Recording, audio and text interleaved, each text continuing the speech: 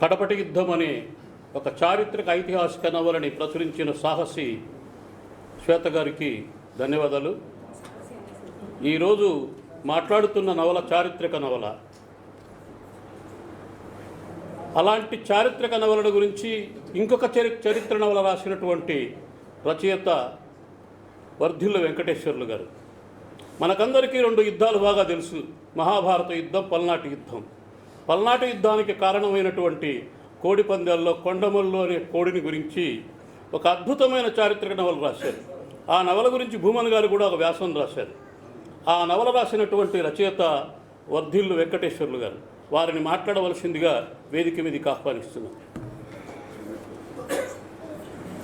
ఒక 15 నిమిషాలు.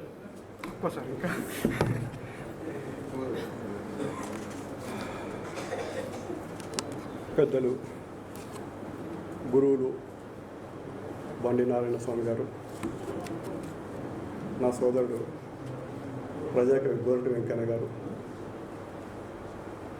అసుర గారు, గౌరవనీయులు భూమన్ గారు,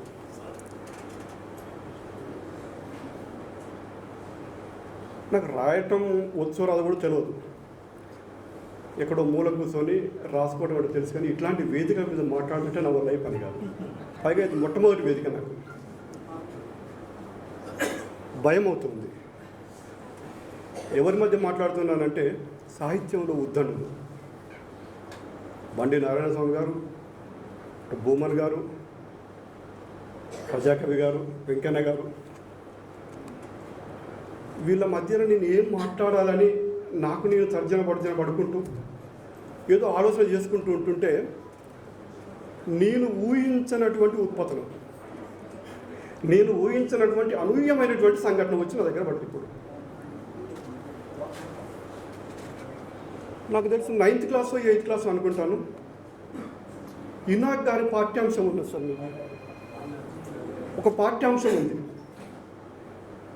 అప్పుడు నేను 9th 8th నాకు సరిగ్గా ఐడియా లేదు. లక్ష్మణాచార్య అని మాకు తెలుగు సార్ అండి. అతను పాఠం చెప్పిన తర్వాత కవి పరిచయం అప్పచెప్పాలి ఆయనకు. నేను దాన్ని బట్టినే ఏం చేశాను, మొత్తం మీద కొలకలూరి ఇనాకు బదులు కోకలూరి ఇనాక్ అని చదివిన. ఆ పదం రాగానే నా వీపు మీద బెత్తంతో పడాలని పడ్డది. ఆ జ్ఞాపకాలు అట్లా వెన్నాడుతూ ఉండగా ఆయన పక్కన నేను కూర్చోవాల్సి వచ్చింది. మరి కూర్చోవడం మహాభాగ్యం అనుకుంటే వాళ్ళ ముందు మాట్లాడాల్సినటువంటి పరిస్థితి. ఏం మాట్లాడుతున్నాను ఇప్పుడు? ఇంకా అరే ఏదో బాగుంది కదా, దీన్ని పుస్తక రూపంలో పెడదామని ఒక ఆలోచన వచ్చింది. ఆ ఆలోచన నా మనసులో ఉండగా అన్న గోరటి వెంకన్న గారితో నాకు నిత్య ప్రయాణం ఉంటుంది. నేను, సోదరుడు సాగర్, ఇక రాత్రులు ఇదే మాకు. రాత్రులు అయితేనే జీవకాలు వస్తూ ఉంటుంది వారితో పాటుగా. ఆ సందర్భంలో నాకు చెన్నకేశవ భక్తుడు చెన్నకేశవుని గురించి చెప్పాడు. చెన్నకేశవుని గురించి వచ్చిన సందర్భంలో బ్రహ్మనాయుడు వచ్చాడు. బ్రహ్మనాయుడు వచ్చినప్పుడు పల్నాటి వీర చరిత్ర వచ్చింది. అరే ఈ ముచ్చట బాగానే ఉంది కదా, అక్కడ చెంచాయిన ఒక ముచ్చట చెప్పిండు, ఇక్కడ అన్నొక ముచ్చట చెప్పిండు, ఈ రెండింటికి లింక్ చేస్తే బాగుంటుందేమో అని ఆ ఆలోచన నుంచి వాళ్ళు చెప్పింది చెప్పినట్టుగా రాసిందే కొండమల్లు నవల. అది పెద్దలు బండినారాయణ స్వామి దగ్గర పెట్టినప్పుడు అద్భుతంగా ఉంది అని నవల అన్నారు. పూర్తి నేను కూడా రచయితలు అయిపోయినా అనుకుంటా.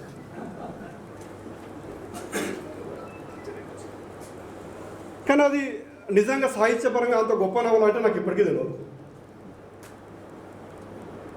ఇటువంటి నేపథ్యం ఉన్నటువంటి నన్ను తీసుకొచ్చి ఇంత 10 భేదాల ముందు నువ్వు మాట్లాడరా బాబు అంటే ఇంకేం మాట్లాడతా? అయినా నా ఉనికి నేను జాపుకోవాలి కాబట్టి 2 ముచ్చట్లు చెప్తా. ఈ ఏడాది జనవరి 1 అడుగు పెట్టేటప్పుడు రొటీన్గా కాకుండా ఏదో ఒక కొత్త ఆలోచనతోటి కొత్త సంవత్సరంలోకి అడుగు పెడదామని ఒక ప్రయత్నం చేసినప్పుడు అన్నకు ఫోన్ చేశాను, గోరటి వెంకన్నకు. అన్న మనం ఎప్పుడు ఏదో ఒకటి తిరుగుతూనే ఉంటాం కదా, ఈసారి ఇంటి పట్టునే ఉండి ఏదైనా కొత్త ప్రయత్నం చేద్దామని అన్నప్పుడు అన్న ఇచ్చిన సలహా ఏంటంటే కొత్త ప్రయత్నం ఎట్లాగా ఆలోచన నీకు వచ్చింది కాబట్టి కడపటి యుద్ధం నవల చదువురా అన్నాడు.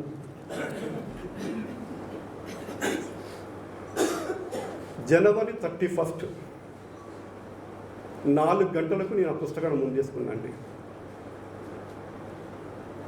2026 డిసెంబర్ 31 నుంచి 2025 డిసెంబర్ 31 నుంచి 31 4 గంటలకు నవల ముందేసుకుంటే 2026 జనవరి 1 3 గంటల వరకు ఏకబిగిన ఆ నవల చదువుకుంటూ వెళ్ళానండి. ఎక్కడ కూడా లేదు. ఆ 12 గంటల ముళ్ళు పెట్టినప్పుడు ఈ ప్రపంచం అంతా ఈ ప్రపంచం మొత్తం ఈ ప్రకృతి అంతా కూడా కోటి ఆశలతోటి కొత్త సంవత్సరంలోకి అడుగు పెడుతుంటే నేను శతకోటి ఉత్సాహంతో హంపీ నగరం అంటే 600 ఏళ్ళ ఎనిక్కిపోయి హంపీ నగరం చుట్టూత చెక్కలు కొడుతున్నా. ఆ నవల గొప్పతనం అది. ఒక సామాన్య పాఠకున్నైనటువంటి నన్ను 600 ఏళ్ల క్రితం నాటి హంపీ నగరం మీదికి తీసుకువెళ్ళి హంపీ నగరంలో ఉండేటువంటి అక్కలవాడ, హంపీ నగరంలో ఉన్నటువంటి తుర్కవాడ, హంపీ నగరంలో ఉండేటువంటి రాజసౌదాలు, హంపీ నగరంలో ఉండేటువంటి మైల సంతలు, ఇవన్నీ తిప్పటం ఎవరికి సాధ్యం?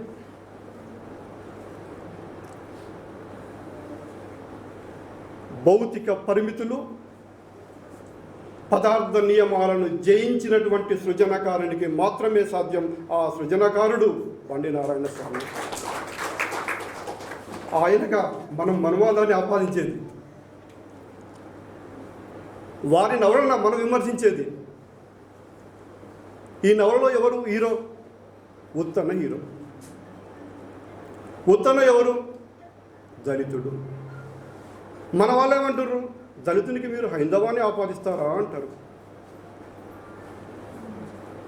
ఏం దళితుల్లో హైందవం లేదా?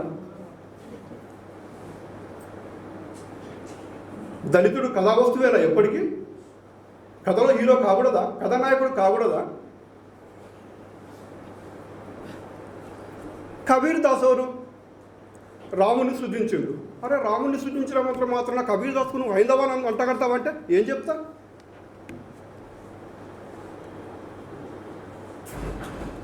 సమాజంలో ఉండేటువంటి పాత్రలే కదా, సమాజంలో లేనటువంటి పాత్రలు ఇవేమన్నా? సాంస్కృతిక విప్లవాన్ని మనస్ఫూర్తిగా ఆహ్వానిస్తున్నటువంటి మన సోదరులు దాని వెనక జరిగినటువంటి సాంస్కృతిక విధ్వంసాన్ని ఎందుకు అంగీకరిస్తలేరు? విధ్వంసం తర్వాతనే కదా విప్లవం వచ్చేది. ఆ విప్లవాన్ని సూచించిందే కదా బండి నారాయణ స్వామి ఏం చేసిండు కొత్తగా? దానికి మనవాదం ఎక్కడిది? 3 పదాలను పట్టుకొని దాని గురించి చర్చ. కథలోకి వెళ్ళాలి కదా, పుస్తకంలోకి వెళ్ళాలి కదా. ఇప్పుడు ఈ కడపటి యుద్ధం అనే నవలని చూసినప్పుడు దీని నిండా నెత్తుటి వాసన ఉంటుందేమో అనుకున్నా. రాజులు, రాజ్యాలు, యుద్ధాలు ఇవే ఉంటాయేమో అనుకున్నా. కానీ 620 పేజీలు తిరిగేస్తున్న ప్రతి పుటలో కూడా శ్రామిక జీవి చెమట వాసన, కన్నభూమి మట్టి వాసన ప్రతి పుట నిండా పరుచుకొని కనపడ్డది. ఇంతకంటే ఇంకేం కావాలి? మహాభారత కావ్యం కూడా కంప్లీట్గా రాజులు, రాజసౌదాలు, రాజకుట్రలు, రాజకుతంత్రాలు, రాజతంత్రాలు చుట్టే తిరిగింది. కానీ దాన్ని దాటి, ఆ పరిధిని దాటి జనంలోకి ప్రవేశించినటువంటి తొలి నవల కడపటి యుద్ధం. మహాభారతంలో ఎన్ని పాత్రలు అయితే ఉన్నాయో, ఎన్ని వ్యక్తిత్వాలు అయితే ఉన్నాయో, కడపటి యుద్ధంలో అంతకు మించినటువంటి వ్యక్తిత్వాలు కడపటి యుద్ధంలో ఉన్నాయి.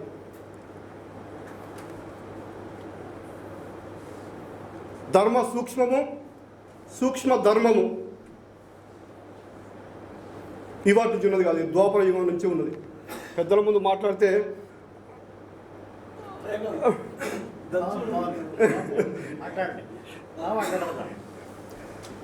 ధర్మ సూక్ష్మమా, సూక్ష్మ ధర్మమా ఇప్పుడు లేదు. ద్వాపర యుగంలో ఉన్నది ద్రౌపది. తాను ఓడి నన్ను ఓడినా, నన్ను ఓడి తాను ఓడినా అంటది.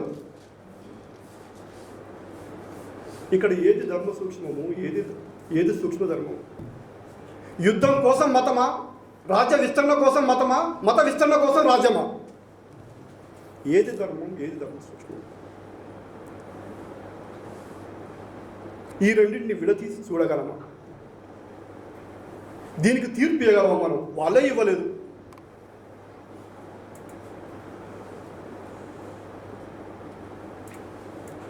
అటువంటి నేపథ్యం ఈ కథలో ప్రతి రచయితకు, ప్రతి సృజనకారునికి ఒక వ్యక్తిత్వం ఉంటుంది, ఒక లక్షణం ఉంటుంది. స్వామి గారు కూడా దాన్ని దాచుకోలే, అద్భుతంగా చెప్పిండు ఆ మాటలు. ఎక్కడ? భగీరథికి ఇబ్రహీంకు మధ్యన జరిగేటువంటి సంభాషణలో రచయిత కడు స్వతంత్రుడు, కడు స్వతంత్ర వ్యక్తిత్వం ఉన్నటువంటి వాడు. వాస్తవికతగా చెప్పడు, వాస్తవికతను వ్యక్తిత్వంతో ముడిపెట్టి చెప్తాడు. ఆయన పండినారాయణ స్వామి. దీనికి ఎందుకు ఇంత పంచాయతీ?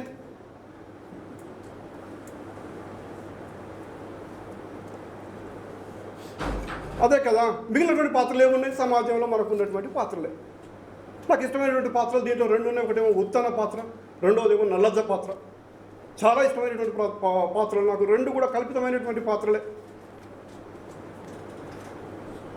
ఉత్తన ఎవరు? కుల వ్యవస్థను తోసిపుచ్చినటువంటి ఆళ్వారుల మీద ఆధారపడి జీవం పోసుకున్నటువంటి నవల. దాని మీద ఒక విమర్శ. స్వామి గారు నమ్మాల వారి పేరు చెప్పిండ్రు. నమ్మాల వారు శూద్రుడా కాదా? అరే వ్యవస్థ దాని మీద ఉన్నది కదా, కుల వ్యవస్థను తోసిపుచ్చారు కదా. 12 అలవాళ్ళలో అంటే 12 మంది అలవాళ్ళలో ఉన్న వాళ్ళు ఒక్కైనా మినహాయించి మిగిలినందరూ శూద్రులే కదా. ఇంకా దాని మీద చర్చ ఎక్కడి?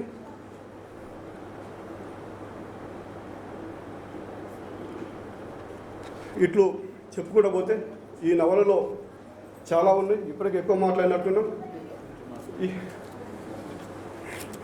ఈ అవకాశం ఇచ్చినటువంటి దీంట్లో మాట్లాడడం పెద్ద గేమ్ లేవు.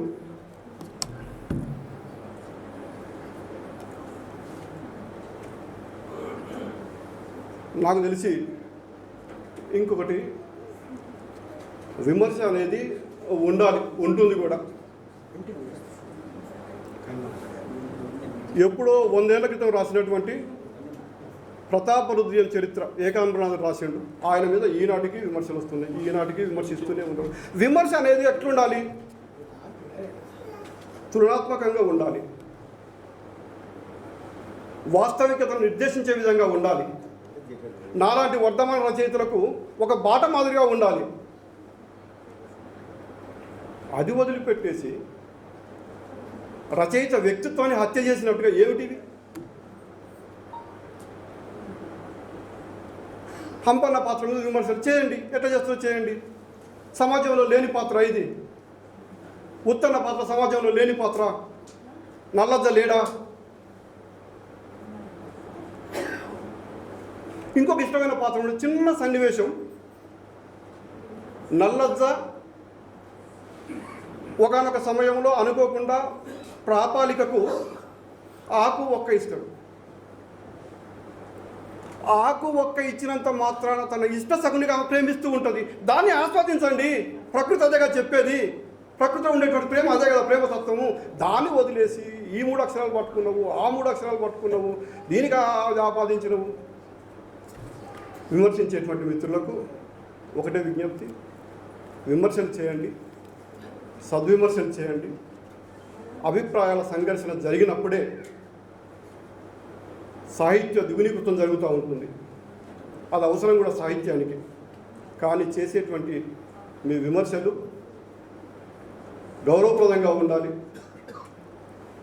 యువతను సాహిత్యం వైపు మళ్లించేటువంటి విధంగా ఉండాలి. కానీ ఈ బహిష్కరణలు మేము సౌర నువ్వు ఆపుతావా? అరిచేతిని అడ్డుపెట్టి సూర్యకాంతిని ఆపుతామా?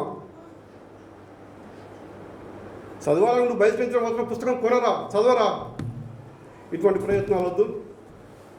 మరొక వేదిక మంచి వాతావరణంలో, ఇటువంటి విమర్శలు లేనటువంటి వాతావరణంలో జరగాలని కోరుకుంటూ ఈ అవకాశం ఇచ్చినటువంటి పెద్దలందరికీ మనస్ఫూర్తిగా